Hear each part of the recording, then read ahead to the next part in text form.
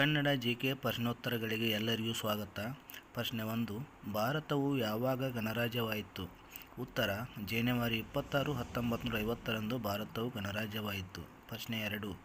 ಗಾಂಧೀಜಿಯವರ ಹತ್ಯೆ ಯಾವಾಗ ಆಯಿತು? ಉತ್ತರ: ಜನವರಿ 30, 1948ರಂದು ಗಾಂಧೀಜಿಯವರ ಹತ್ಯೆಯಾಯಿತು.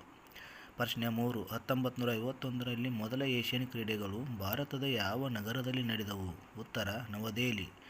ಪ್ರಶ್ನೆ 4. ಭಾರತದಲ್ಲಿ ಮೊದಲ ಪಂಚವಾರ್ಷಿಕ ಯೋಜನೆ ಯಾವಾಗ ಜಾರಿಗೊಂಡಿತು? ಉತ್ತರ: 1951. ಪ್ರಶ್ನೆ 5. ಭಾರತದಲ್ಲಿ ಲೋಕಸಭೆಗೆ ಮೊದಲ ಸಾರ್ವತ್ರಿಕ ಚುನಾವಣೆಗಳು ಯಾವಾಗ ನಡೆದವು? ಉತ್ತರ: 1951-52ರಲ್ಲಿ ನಡೆದವು. ಪ್ರಶ್ನೆ 6. ಎಡ್ಮಂಡ್ ಹಿಲರಿ ಮತ್ತು ತೆನ್ಸಿಂಗರು ಎವರೆಸ್ಟ್ ಶಿಖರವನ್ನು ಏರಿದ್ದು ಯಾವಾಗ? ಉತ್ತರ: 1953. ಇನ್ನೂ ಹೆಚ್ಚಿನ ಪ್ರಶ್ನೆಗಳಿಗಾಗಿ ನಮ್ಮ ಚಾನಲನ್ನು ಸಬ್ಸ್ಕ್ರೈಬ್ ಮಾಡಿ. ನಮ್ಮ ಚಾನಲನ್ನು ವೀಕ್ಷಿಸಿದ್ದಕ್ಕಾಗಿ ತಮ್ಮೆಲ್ಲರಿಗೂ ಧನ್ಯವಾದಗಳು.